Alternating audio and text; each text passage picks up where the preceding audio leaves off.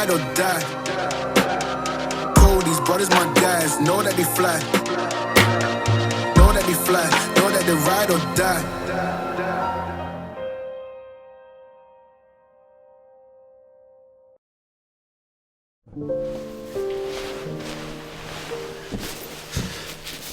Yo, so now that I thought I've shown you everything, you know, the Lamborghinis, the Mercedes, the lifestyle I live, looking pretty, how it all looks, the jewelry, the nights out, the holidays, I thought you guys are all probably wondering where it all freaking started and where it all began. But what I'm trying to tell you is I'm going to show you now how any of you can get to this stage. But if you were sat at home right now, you know, on a sofa, a chair, on the floor, not even having a TV, whatever, and I was telling you this vision, you wouldn't understand this vision. You would just probably say, yeah. So this is why I'm trying to make you understand this vision. So I'm going to take you all the way back to where it began. And where it began with me is, welcome to my story.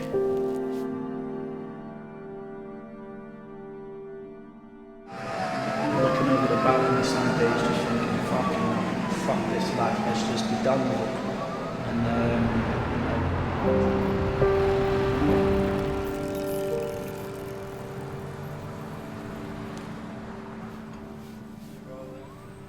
okay, scene 2, take 1, action. Yo, so let me get comfortable, because I feel like this. Take a seat, get yourself some food, because it's going to be a long haul journey. But yeah, let me take you all the way back. So as you all know, my name's Anthony, and I'll take you all the way back from when I was a young boy. So I was born in London, St George's Hospital. For the people that don't know, South London. So South London, growing up, 1991 was the day I was born. So the day I was born, I came into a life, and not a very good one, but you know, you got to count your blessings that you're here anyway and have the opportunity of life, because life is one of these things that, you know, is the opportunity you have to take and make the best out of. So living as a young boy with 3 sisters, yeah, we didn't really have, I would say, a mum or a dad then when we were young. Our dad left us, and my mum was not in a good place. She was probably in a bad place. So growing up wasn't easy. It was definitely difficult. The early starts of me growing up was probably, you know, around South London, when crime rate was at its probably almost high. So when you hear people out here saying they really are surviving, that was the truth, because it was a concrete jungle out there. And I'm telling you, when I mean that, there was so many hunters, so many, you know, pedophiles, fucking rapists, fucking murderers, gangsters, there's so much of that, because you didn't have all this Instagram, you didn't have all this Facebook, you didn't have all that, you know. You probably busting down in your Nokia 3210. So, you know, all news and bad news didn't get around as easy. But yo, I was sat, probably my earliest memories of what I remember was sat at a young age, probably down at Shepherd's Bush. Some of you might know. My mum used to have different men, unfortunately, rolling in and out of our lives. So that was difficult for us, because you see these different men. My mum didn't really have loyalty to her kids, you get me? So, you know, a lot of people got beats back then, but the beats we got were beats, you know, belts, slippers, fucking spoons, fucking those big metal things, you know, them big metal spoons, fam.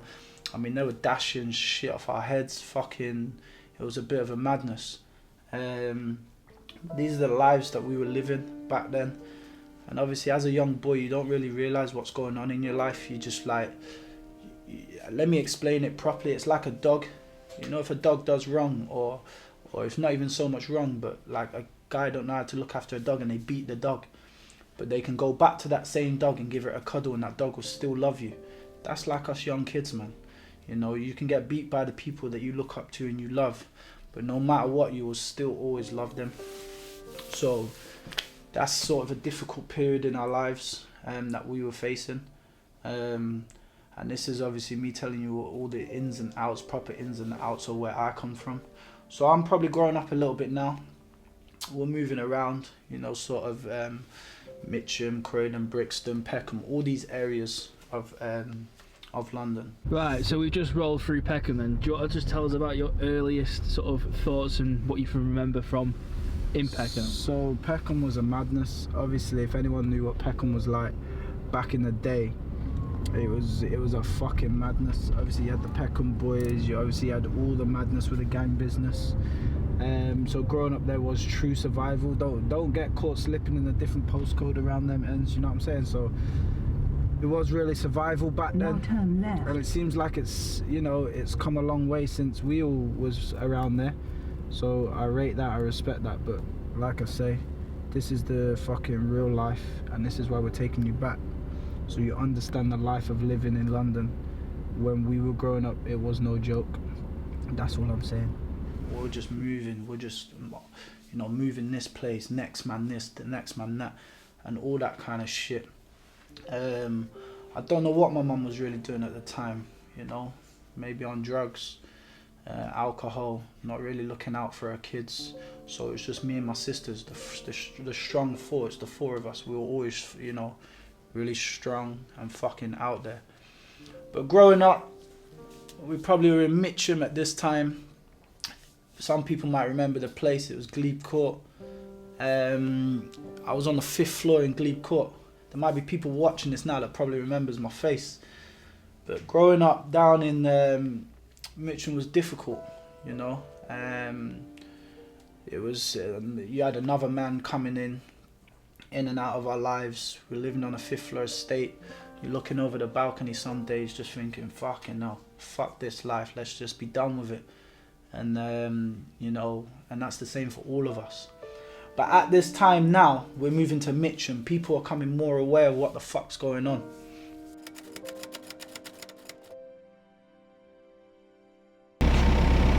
Fifth floor estate, you know, Glebe Court. Can't believe it. Mad, bringing back some mad memories back here. We need someone to answer. None of them answer. This would be good. Yo! Yo, do you remember when I chased you down these stairs? Oh my god, you actually caught! Yeah. That's sick! Yeah, and James. Also, I've got a low battery. Oh, you remember you used to chop my Pokemon cards down the chute? Yeah, man, you deserved it, and I'll do it again. That's where we used to live. It's mad, isn't it? It's mad, yeah. Do you reckon I should knock on the 5th floor? I've been back here recently. You didn't go in Lambo, did you? Nah, I'm not stupid. I mean, Whiskey's car, but shit himself. Still lives to the left, to the right outside of the... Isn't that where? Yeah, so he used to live. You see where the 4th floor? That's where Jane lived, isn't it? Yeah. Jane, innit, on the 4th floor. Go and look on, she might still be there. Shut up, bitch. Could you imagine? Nah, she ain't living there anymore. No way. As I've all been saying, welcome home.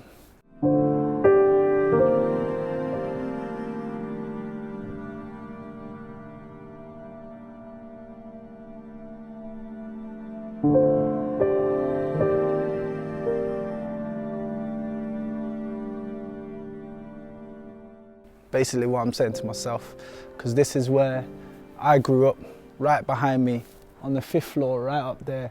Number 74, Glebe Court, is where I grew up. These are my ends.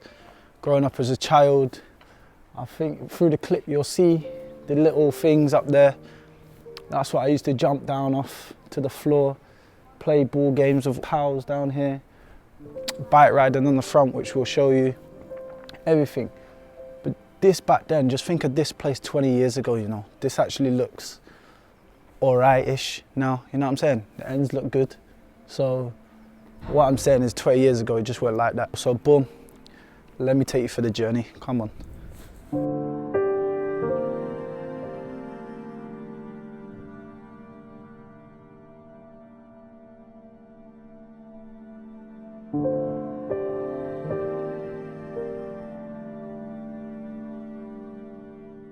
Yo, so boom, still smells the same walking through it, you know what I'm saying? So this is the gully, you know the little gully I was saying? Like you come through the little gully as a little kid.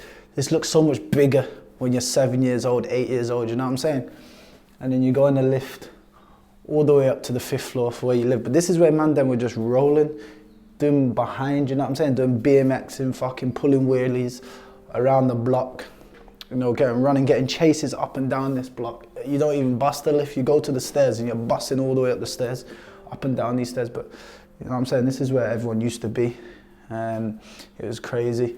Just being back here, bringing back all these memories as a child is just a madness what life was then and how life is still kicking about here. But look how quiet it is here now. You know what I'm saying? Quiet, bro, this was noisy every day.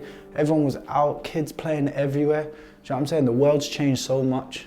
You're all playing your Xboxes, your PS5s, your TikTok, and you're all this inside now. But back in the day, how many more? I'll be going knocking on, you know, going down 4th floor, going to my mates there, 3rd floor, going to my mates there. We're all coming out, we're all rolling, squaddy, do you know what I'm saying? Life just ain't like that no more. Dead silence. Come on. Let me show you anyway, as well. Let me show you upstairs and in and around this area. Let's go.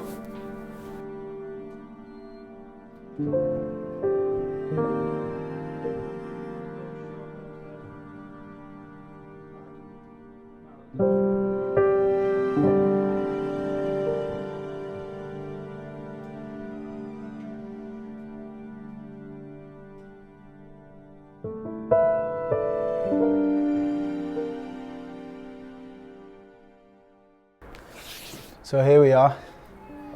This is just mad.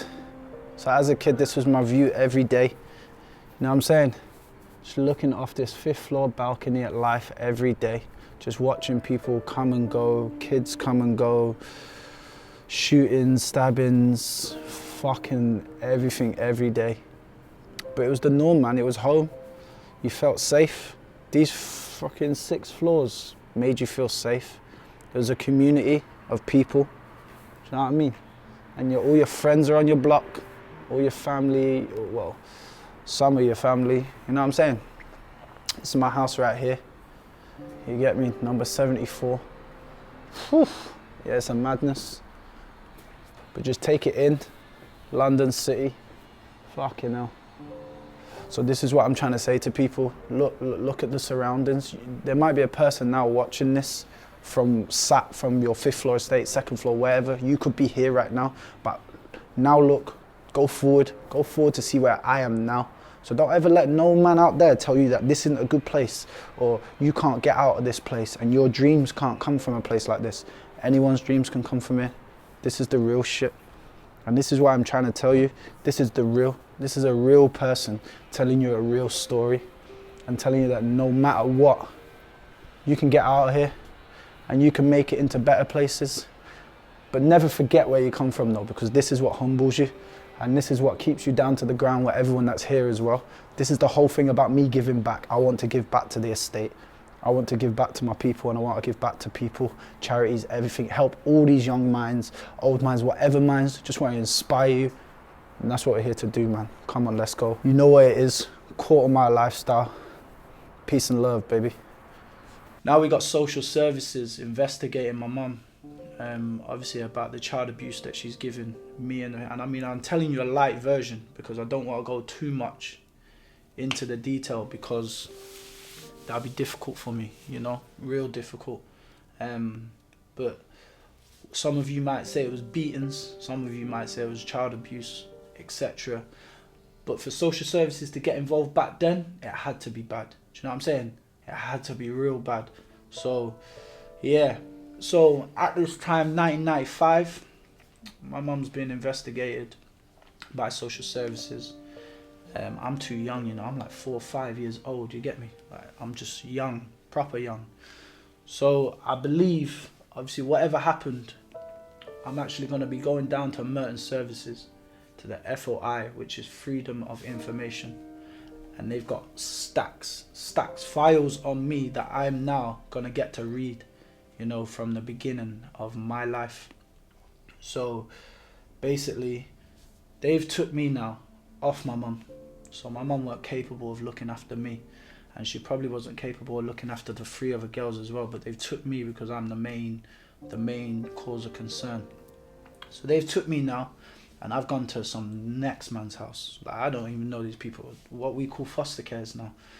So they've drove me this place, they've dropped me off at this foster care place where like you've got fucking, you know, a random 2 people making up a bed for you, saying, you know, we're practically your new mum and dad. You feel me? So yeah, so I'm in foster care right now, and I don't know what the fuck's going on. I mean, if any of you out there got like a child that's like 4, 5, 6 years old, imagine some random person taking that child and chucking them into some mad home. Do you know what I'm saying? But you don't know these people, you don't know who they are. Imagine a like 5-year-old, you know what I'm saying? She's young. So I'm at this foster care, and I'm always trying to run away just to get back home. Even though that home is child abuse, an abusive home, like, that ain't no good for me. I could probably die at this home. But I just want to be there because that's where my family is, you know what I'm saying? So that's what's confusing in this lifestyle.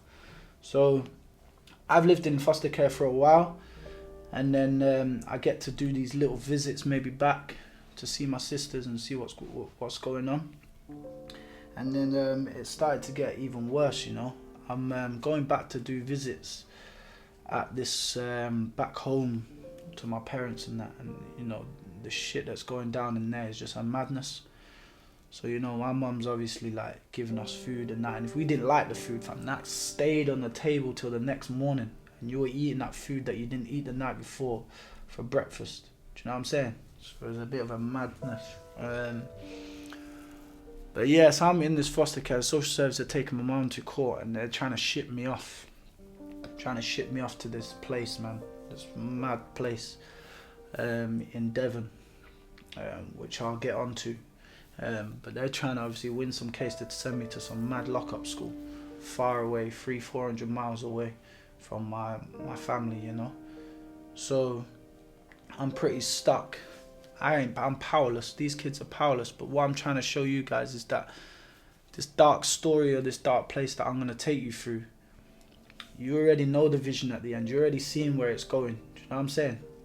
So this is why I'm trying to show you that no matter what position you're in, just remember every time you're hearing me speak right now about the stories and the incidents that I'm about to tell you and take you through and show you, that always remember in the back of your head, always see this end goal. Always go back to my Instagram and see the life I'm living now. Because anyone that's in this or been through this position, I want you to see this end goal. And this is what it's for.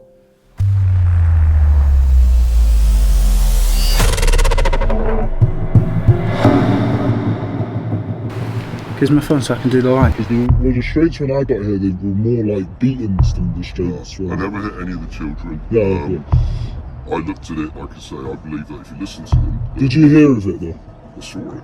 I actually saw it.